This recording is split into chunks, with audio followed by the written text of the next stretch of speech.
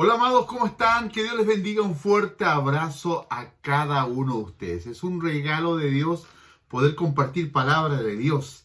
Es un regalo del Padre poder saludarles a todas las mamitas en el día que comercialmente se celebra el Día de las Madres. Un fuerte abrazo a todas nuestras hermanas que a veces son papá y son mamá.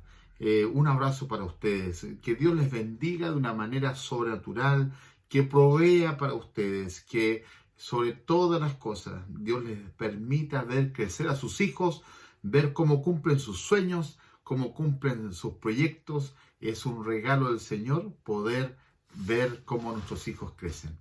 Y durante esta semana hemos estado compartiendo y hablando sobre el tema conectados. Y qué importante es hablar sobre este tema justo en esta fecha. Porque esa conexión que tiene la madre con los hijos, esa conexión materna durante esos 9 meses en el vientre y después los primeros años, es algo que nos va a unir para toda la vida, la conexión con nuestras madres. Entonces, cuando nosotros hablamos de estar conectados, hay 3 formas o 3 ejes donde nosotros tenemos que conectarnos como cristianos, como creyentes en Cristo Jesús. Tenemos que conectarnos con Dios sobre todas las cosas. Eso tiene que ver con forma vertical, conectados con Dios, conectados con el prójimo, pero también conectados con nosotros. Conectarnos con nosotros. Y lo maravilloso del Evangelio es que el Evangelio de esta buena noticia es personal. No, Dios no tiene nietos, Dios tiene hijos. Y cuando entendemos esto, vamos a poder aprender a crecer en la fe. Ahora, se habla mucho hoy día de ser cristiano y hoy día en política muchos dicen soy evangélico, pero de cristiano parece que no tiene mucho. y eso de alguna manera nos hace pensar, nos hace pensar. Evangélicos hay muchos, católicos hay muchos, mormones hay muchos, adventistas hay muchos, pero cristianos que tienen a Cristo como el Señor de sus vidas, que le imitan a Él, que le temen a Él, que le obedecen al Señor y que viven una vida de acuerdo a lo que creen, son pocos. Entonces, hoy día, para algunos ser cristiano es algo cultural y tradicional, un título nominal heredado de una generación previa. El tener una conducta moral o ética distinta a otros, asistir ocasionalmente a un templo, alguien podría decir también. Es interesante ver que a los seguidores de Jesucristo no se les llamó cristianos hasta después de 10 o 15 años del inicio de la iglesia. Antes de ese tiempo, a ellos sencillamente se les conocía como discípulos, hermanos, creyentes, santos, seguidores del camino. De alguna otra manera, los cristianos se identificaban y estaban dispuestos a dar su vida por lo que creían.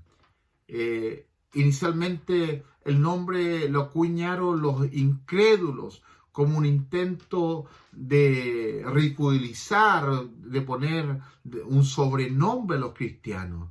Sin embargo, lo que comenzó como un ridículo hacia los cristianos, pronto se convirtió en una insignia de honor. Y quiero hablar de esto, de la insignia de honor. El llamarse cristiano es una insignia de honor.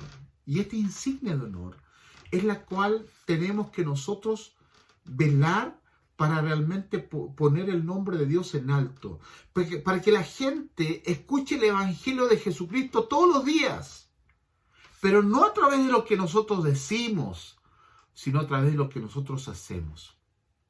Y para esto debemos entender que el mensaje del Evangelio no es simplemente un plan de salvación. Es un llamado a abrazar la persona de la salvación, que es tanto Salvador como Señor. 2 funciones inseparables de Jesús. Venir realmente a Cristo es rendir gustosamente el corazón, la mente, la voluntad, la persona completa. Todo lo que somos significa rendirse a Dios y al señorío.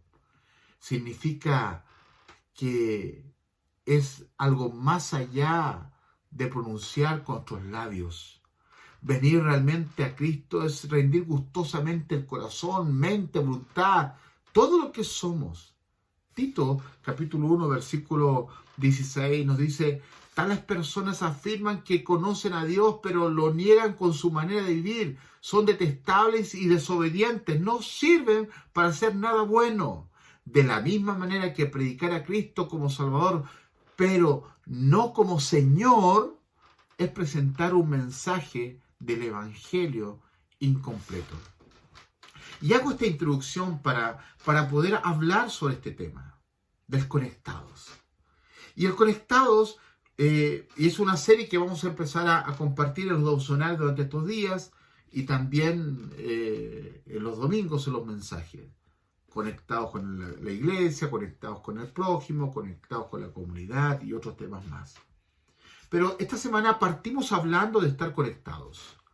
Y como dije al principio, lo que les voy a llevar como predicador, entregando el mensaje, es llevarlos a que nuestra conexión es una conexión con Dios, con el prójimo, pero con nosotros mismos. Y esta conexión con el prójimo y con nosotros mismos no puede ser posible si Cristo no es nuestro Señor. No solamente el Salvador, nuestro Señor. Por eso hice esta introducción para hablar de que algunos se dicen cristianos, pero no viven de acuerdo como Cristo quiere que vivan. Entonces, podemos ponernos en la vereda de que los que nos miran a diario ven nuestras acciones a diario. No ven solamente lo que decimos, sino los hechos, nuestra forma de hablar, nuestra forma de enfrentar los problemas, nuestra forma de enfrentar las situaciones que vivimos, de enfrentar la vida misma, de cómo criamos a los hijos, de cómo llevamos nuestras finanzas, de cómo cultivamos nuestra salud, de cómo somos en el trabajo, de cómo nos enfrentamos en los estudios. El cristianismo va más allá de una religión. El cristianismo es un estilo de vida porque es el estilo de vida de Jesús, es el mensaje de Jesús. Juan 14:6 dice: yo soy el camino, la verdad y la vida, y nadie viene al Padre sino por mí. Es abrazar a Jesús con todo lo que somos, con todo nuestro ser. El intelecto, nuestras emociones, nuestros sentimientos, todo nuestro ser. De hecho, el salmista también lo dice, que todo lo que soy alabe al Señor. O sea, de alguna manera decirle al alma mía, alaba a Jehová, está diciendo, le está dando la orden de que todo se rinda a los pies de Jesús. Y yo quiero invitarles a que podamos abrir nuestras Biblias allí en Mateo capítulo 22. Un pasaje que compartí brevemente el día jueves en el devocional y que hoy domingo lo quiero compartir con usted en este día especial que muchos están celebrando la mamita, así que espero que sea un rico almuerzo que compartan. Y aquellos que no tienen a su mamita cercana o que no está su mamá con ustedes o que quizás ya partió a la presencia del Señor, sobre todas las cosas recuerde todo lo hermoso y lo bueno que esa mujer de fe o quizás no de fe, pero esa mujer entregó a favor de usted. Y hónrela, bendígala. Haya sido una buena madre o una mala madre, es la mamá que Dios le dio. Y sobre todas las cosas debe honrarla. Usted nunca debe pagar mal por mal, sino bendecir.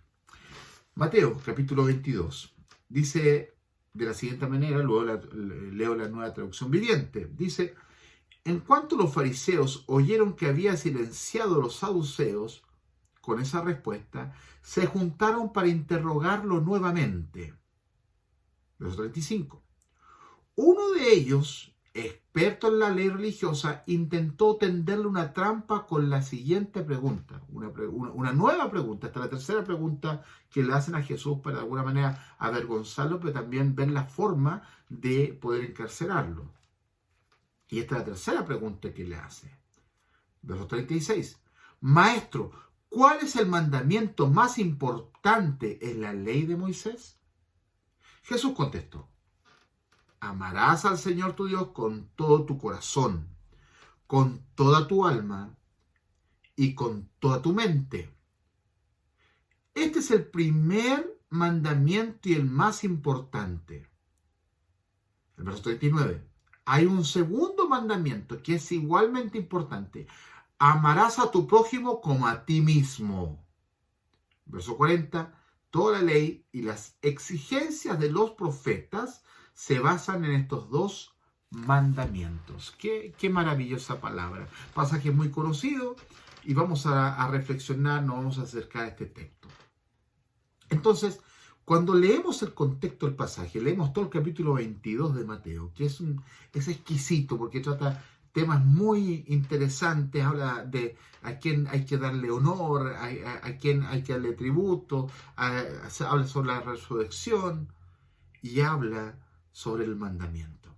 Entonces, hemos llegado a esta tercera y última pregunta que estos enemigos de Jesús le hicieron. Recordemos entonces que Jesús se encuentra en su última semana de ministerio. La Pascua está cercana. Ha entrado a Jerusalén y sus enemigos se confabulan para atacarlo, para tenderle una trampa a través de preguntas que tenían como propósito hacerlo ver mal y desacreditar su ministerio, su testimonio. Si recordamos un poco y analizamos lo que dice este capítulo 22, el primer grupo en unirse fue el de los discípulos de los fariseos con los herodianos, los cuales le preguntaron si era lícito dar tributo a César. Ante esto, Jesús respondió que teníamos que dar a César lo que es de César y a Dios lo que es de Dios. El segundo grupo que tentó a Jesús con una pregunta fue el de los saduceos, y estos le preguntaron acerca de la resurrección de los muertos, a lo cual Jesús les recriminó su falta de conocimiento de las Escrituras y explicó cómo sería la resurrección de los muertos, que serían como los ángeles, los cuales no se casan ni se dan en casamiento. Si usted lee el contexto, le hace una pregunta, si una persona le da carta de divorcio, si muere, con quién, que muere, con quién se queda, y si este otro murió, con quién se queda, entonces después la resurrección con cuál se va a estar o con cuál se va a casar. Es el contexto más o menos. Entonces, ahora bien, en esta tercera pregunta o este tercer grupo vienen los fariseos, los cuales envían a un intérprete de la ley a formularle la pregunta siguiente, a hablarle sobre la ley de Moisés, y le dicen, ¿cuál es el mandamiento más importante en la ley de Moisés? Después que Jesús dio su respuesta a la pregunta de los saduceos, estos quedaron avergonzados, ¿cierto? Así lo dice la Escritura. A lo cual los fariseos decidieron juntarse para analizar mejor su próxima pregunta, ya que hasta el momento Jesús había respondido bien a todas sus interrogantes. Lo había dejado todos marcando, ocupados con sus respuestas. Respuestas que muchos de ellos no esperaban. Creían que fácilmente podían tender una trampa a Jesús o una red para que él cayera. Entonces, le toca el turno a los fariseos. Oyendo que había hecho callar a los saduceos, se juntaron a una tan impactante fue la respuesta que Jesús, que hizo que los saduceos se quedaran callados, dice la Reina Valera 60, y acá dice que guardaban silencio. La traducción griega allí es la palabra phimó.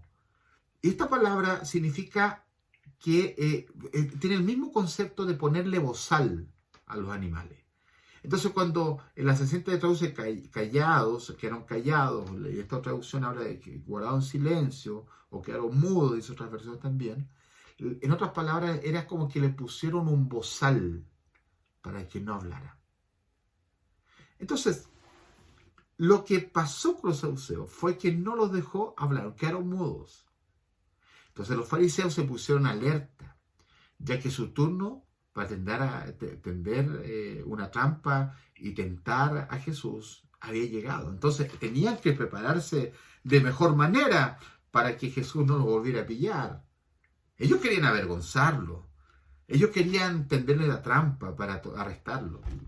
Entonces, cuando le toca el turno a los fariseos, ellos sabían que tenían que realizar una pregunta que pudiera poner en dificultad a Jesús. Especialmente porque hasta el momento nuestro Señor había respondido bien a preguntas difíciles y bien formuladas por otros grupos. Las preguntas estaban muy bien formuladas, pero las respuestas de Jesús fueron brillantes. Respuestas que ellos no esperaban. Entonces, ellos eligen y buscan a un intérprete de la ley. En otras palabras, es cuando se habla de intérprete de la ley, están diciendo que era el number one, era el más capacitado, era el que la llevaba en ese tiempo, dirían los jóvenes. Era aquel que tenía doctorado, tenía magíster, tenía todos los títulos habidos por haber. Era un hombre que conocía muy bien y interpretaba la escritura. Era un erudito, no era cualquier persona. No era una persona que se había leído un libro y se creía teólogo. Era una persona que manejaba muy bien las escrituras. Entonces, la pregunta del intérprete de la ley en el verso 36 nos dice de la siguiente manera: ¿cuál es el mandamiento más importante de la ley? Y la he repetido ya en 3 ocasiones este pasaje. La primera era hacer de la ley de Dios una interminable lista de normas humanas. Ese era uno de los primeros grupos de estudio. Hacer entender que la ley era una tremenda lista de cosas que tenías que cumplir. Así es la religión. La religión es una lista grande de todo lo que tienes que hacer y lo que no tienes que hacer. Cómo hablar, cómo vestir y todas las cosas y las demás cosas. Pero la pregunta que el intérprete realiza era una que solía hacerse a menudo entre los rabinos. Y los estudiosos de la época manejaban muy bien esta pregunta. La pregunta: ¿cuál es el gran mandamiento de la ley? Y en el judaísmo existían 2 tendencias en cuanto al estudio de la ley. La primera era hacer de la ley de Dios una interminable lista de normas humanas que, lejos de acercar al hombre a Dios, le ponían pesadas cargas. La otra tendencia en cuanto a la ley era resumirla en un solo versículo, que encerrara el verdadero espíritu de la palabra de Dios, y esto era algo muy discutido entre los rabinos del tiempo de Jesús. Así que cuando el intérprete de la ley le hizo esta pregunta a nuestro Señor Jesucristo en cuanto a cuál era el gran mandamiento de la ley, era algo que ya se hacía entre los rabinos. Era una pregunta común. Y querían pillar a Jesús. Y la respuesta de Jesús fue brillante. Y él habla: amar al Señor con el corazón, con el alma, con la mente. Cuando nosotros leemos este mismo pasaje en el libro de Marco le agrega la palabra fuerzas, ¿ya? Es interesante, ahí voy a aplicar un poquito también, voy a hablar un poquito al respecto. Pero cuando Jesús le dice que amarás al Señor con todo tu corazón, con toda tu alma y con toda tu mente, y le dice: este es el primero y el más importante o el más grande de los mandamientos. Su respuesta comenzó con una declaración de fe que los judíos conocían todos los días, que se hablaba, que se comunicaba. Y esta lección era que el Señor uno es. Y esta declaración a su vez corresponde a un pasaje de Deuteronomio, capítulo 6, verso 4. Oye Israel, Jehová nuestro Dios, Jehová uno es. Para los judíos, estas palabras de la Escritura constituían una de sus principales declaraciones de fe y que se les enseñaban desde niños. A esta declaración los judíos le llamaban la Shema y literalmente significaba escuchar. Y es por ello que ellos la repetían muchas veces en el día, a lo menos 3 veces en el día. Y decían: oh Israel, el Señor nuestro Dios, el Señor uno es. Uno es. Entonces, cuando habla de esto, hace referencia a la Shema, Jesús, al escuchar. Luego, después de declarar que Dios es uno, Jesús anuncia el primero de los mandamientos. Amarás al Señor tu Dios con todo tu corazón y con toda tu alma y con toda tu mente. Y este es un texto tomado del mismo libro de Deuteronomio, el capítulo 6, verso 5, que dice: y amarás a Jehová tu Dios de todo tu corazón y de toda tu alma y con todas tus fuerzas. Entonces, el primer mandamiento, podemos entender que debemos amar a Dios con todas nuestras capacidades, con todo nuestro corazón, con toda nuestra alma, con toda nuestra mente. Y como decía, y en Marcos añade con todas tus fuerzas, o con todas nuestras fuerzas.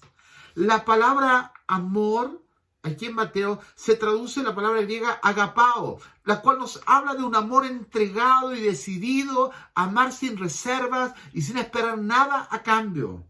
Muy diferente al amor humano. Y este amor debe ser con todo nuestro corazón.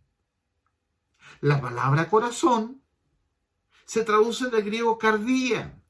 Y desde el punto de vista bíblico, el corazón es el centro de donde emanan todas las intenciones humanas.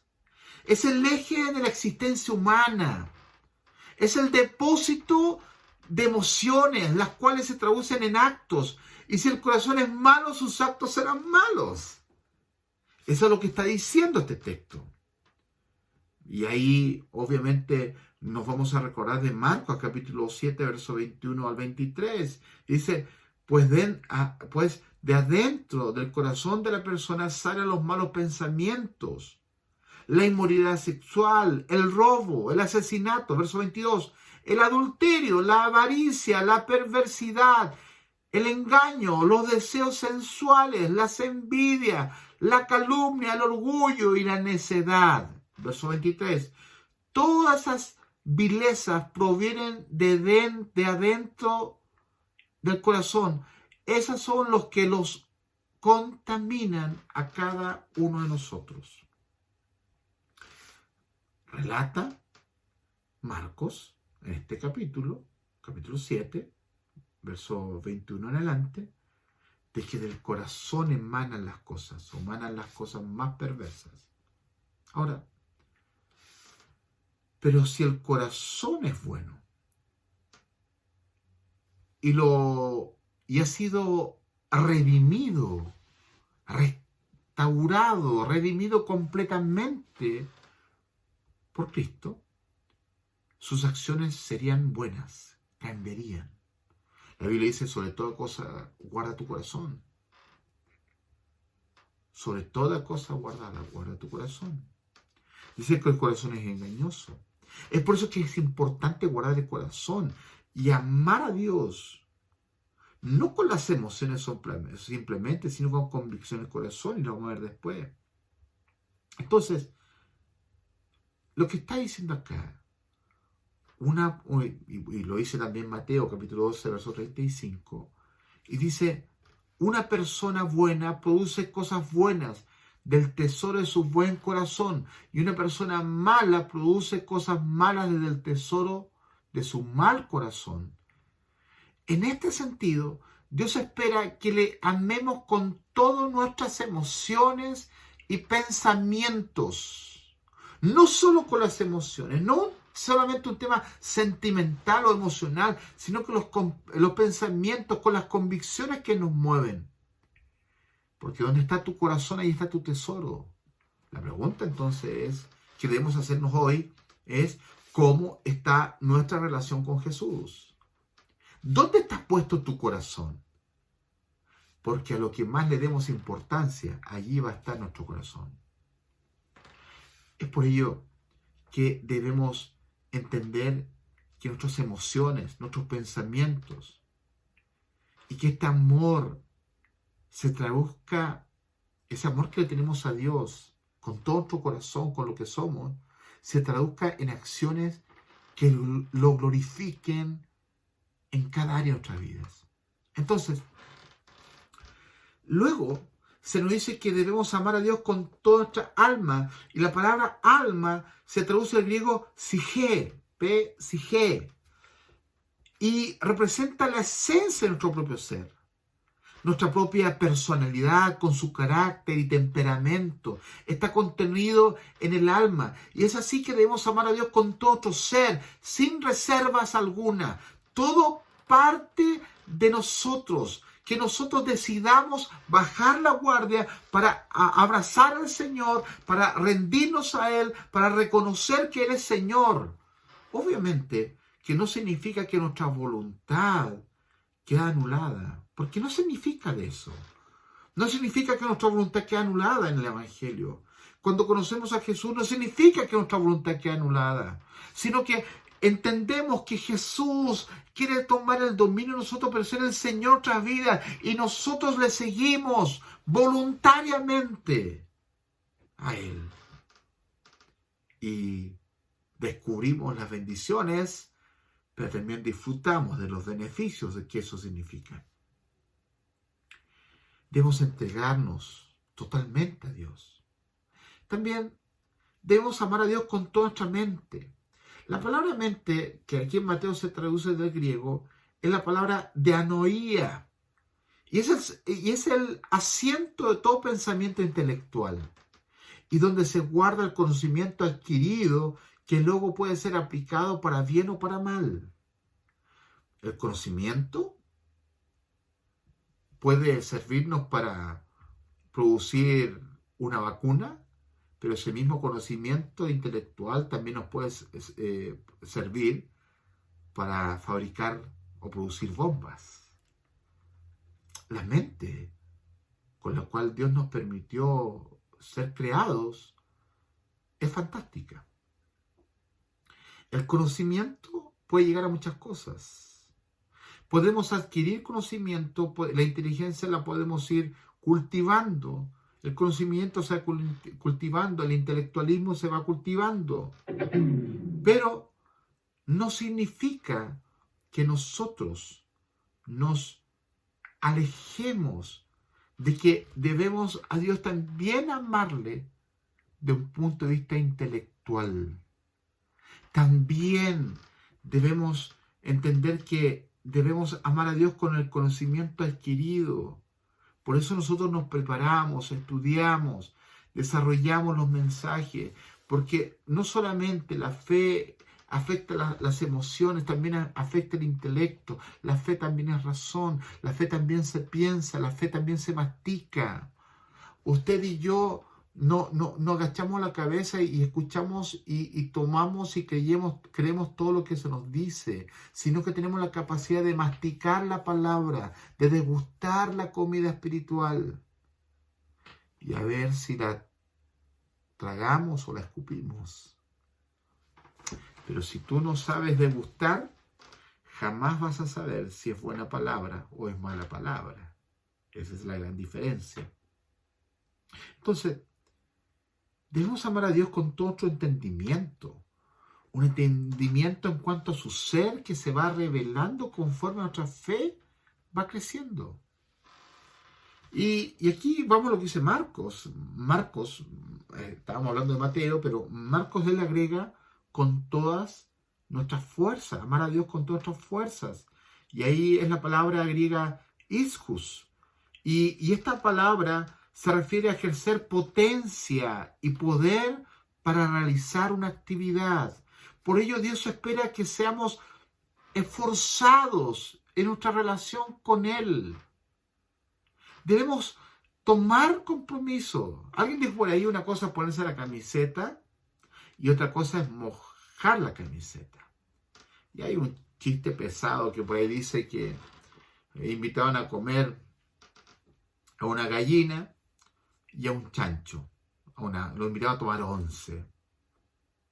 Entonces la gallina dijo, yo voy a llevar las mejores huevos de campo, porque soy una gallina de campo, así que voy a llevar los mejores huevos de campo, con una yema casi anaranjada y un blanco puro de la clara. El chanchito dijo, bueno, yo no quiero ser menos, así que yo me pongo con el jamón, yo me pongo con la cecina. La gallina dio sus huevos, pero el chanchito le costó la vida. No solamente el que dice estoy contigo realmente está contigo. Los verdaderos amigos se ven en los momentos más difíciles, los momentos más complejos de nuestra vida. Yo tengo, al parecer, como 2.500 amigos en Facebook. ¿Serán realmente mis amigos? Quizás yo creo que algunos no dan ni para amigos lejanos, pero ahí están. Algunos ponen un dedito para arriba, porque esa es la tendencia de hoy. Nos sentimos bien si nos ponen un dedito para arriba, pero cuando nos ponen un dedito para abajo, pareciera ser que no nos va muy bien. Pero aquí habla con la mente, con el intelecto, y Marco agrega con las fuerzas. Significa con la intención. Significa con potencia. Significa con ejercer fuerza, o sea, compromiso, trabajo, sacrificio.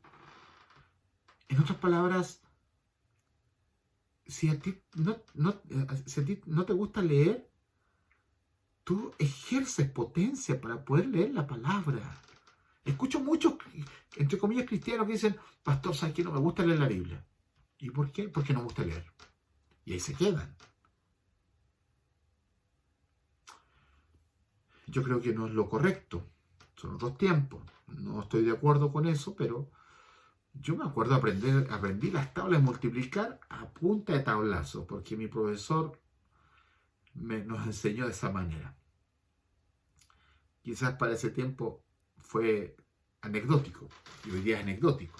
Imagínense si un profesor hiciera eso hoy día. Estaría preso. En otros tiempos. No estoy diciendo que los tiempos antiguos fueron mejores, ni tampoco estoy diciendo que la forma de aprender debe ser a través de golpes. No, no estoy diciendo eso. Pero a mí me marcó fuerte de esa manera aprender las tablas de multiplicar, y hoy día soy muy rápido para sacar cuentas. ¿Saben? En la vida debemos también poner compromisos, poner de nuestra parte. Significa que nuestra mente, que todo lo que somos, nuestras fuerzas, deben amar y adorar a Dios. Hay gente que dice, pastor, me cuesta orar. No, levantarse temprano a orar es difícil, tengo sueño. Bueno, a veces cuando uno está comprometido con algo, no hay horas, no hay clima que te detenga. Porque quieres hacerlo, porque tienes la intención de hacerlo, porque declaras el querer hacerlo. Entonces, amar a Dios con todo tu ser, corazón, alma, mente, dice Mateo, y ahí Marco agrega con toda tu fuerza, significa con todo lo que somos. Ese es el primer mandamiento. Y el segundo mandamiento tiene que ver con amar al prójimo como uno mismo. ¿Se dan cuenta que el primer mandamiento nos habla de conectarnos con Dios con todo lo que somos? He descubierto a través de mis hijos que hay cables, que hay enchufes o conectores que cargan mucho más rápido algunos aparatos electrónicos, o algún celular, o algunos tablet, o otro aparato electrónico. Dice, no, papá, es que este enchufe o este conector se le llama turbo porque carga mucho más rápido. Este cable es de tal calidad, por eso carga mucho más rápido. Pareciera ser que en la fe pasa algo igual, ¿eh? Porque pareciera ser que muchas veces estamos conectados usando los cables convencionales o los cables ya antiguos, de series antiguas, que cargan igual, que conectan igual, pero más lento. También lo aprendí con los cables HDMI.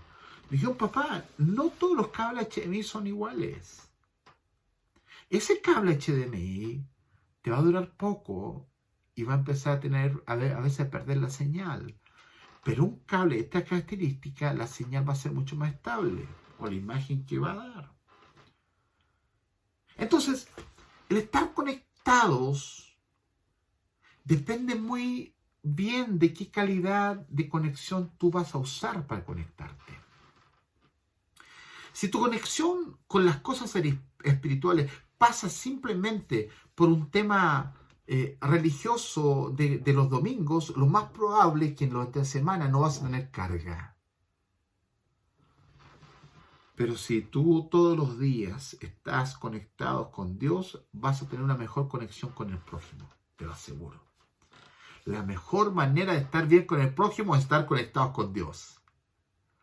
Pero cuando tú te conectas con el prójimo, también te conectas contigo. Y eso tiene que ver con sanar el corazón. Eso significa con dejar que Dios restaure tu vida. Porque hay muchas personas que ayudan a otros, pero solamente para satisfacer su corazón, pero también de alguna manera para ocultar realmente lo que hay en su vida. Es por ello que amar al prójimo como a uno mismo, uno tiene que aprender a amarse, a perdonarse, a dejar que Dios restaure tu corazón, a entender nuestra identidad en Cristo Jesús. Una de las cosas que hoy día está trastocada es la identidad. A veces los problemas de la vida y las dificultades que nos tocan enfrentar en la vida nos hacen perder nuestra identidad. Pero cuando usted y cuando yo encuentro mi identidad en Cristo Jesús, Señor nuestro, las cosas cambian, la vida cambia, la vida es transformada y tú aprendas a amarte. Porque nadie puede amar a otro si no realmente no se ama. Uno tiene que amar al otro, pero eso es consecuencia de un verdadero amor de nosotros. Y a veces no amamos a los otros porque tenemos problemas con nosotros mismos. Amar al prójimo significa amar a la creación de Dios, aquel que fue creado por Dios. Y está la parábola del buen samaritano, léalo y se da cuenta cómo el Señor habla ahí. Para finalizar, el Señor Jesús no escogió ninguno de los 10 mandamientos. Fue muy claro y exacto en su respuesta. Estos 2 mandamientos resumían en realidad la totalidad de la ley de Moisés. El primero resumía la primera sección de la ley y el segundo lo que le seguía. Si los fariseos hubiesen sido honestos, debían haber reconocido que no podían salvarse por medio de la ley y que necesitaban un Salvador, y precisamente en aquellos momentos el Señor Jesús, el Salvador, se encontraba casi bajo la sombra de ellos mismos, hablándoles del Señor. El primer mandamiento, no tener otros dioses aparte de Dios, en Éxodo capítulo 20, verso 3, Jesús dice, el verdadero amor nos ayuda a escoger a Dios sobre cualquier ídolo de esta tierra. El segundo mandamiento, no hacer imágenes para adorarlos. El verdadero amor produce una fidelidad a Dios y esto evita que adoremos a las imágenes de los falsos dioses. El tercer mandamiento, no tomar el nombre de Dios en vano. Éxodo capítulo 20, verso 7. Cuando amamos verdaderamente a Dios, su nombre será tomado con reverencia y con temor. Y hoy día vemos que muchos le han perdido el temor a Dios. Cuarto mandamiento, guardar el día de reposo. El mandamiento de guardar el sábado y no hacer ningún tipo de trabajo durante ese día con el fin de dedicarse a Dios para adorarlo, tenía que salir de un corazón que verdaderamente había aprendido a amar a Dios. No se trataba del día. Los cristianos celebran el día domingo, otros grupos los días sábados. No importa el día, si es un día lunes, martes, sábado, domingo, lo importante es que tu corazón esté dispuesto a adorar a Dios. No que te pongas a hacer las cosas en la casa mientras escuchas palabra de Dios o mientras cantan. No estás escuchando la radio, no estás escuchando una película. Estamos conectándonos con Dios. El quinto mandamiento, honrar a padre y madre.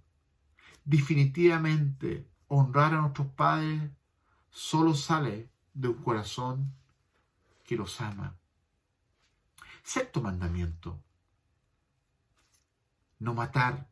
La vida es lo más precioso y valioso de este mundo. Y ningún ser humano tiene derecho de arrebatárselo. Pero este derecho se respeta solo cuando verdaderamente amamos a nuestro prójimo.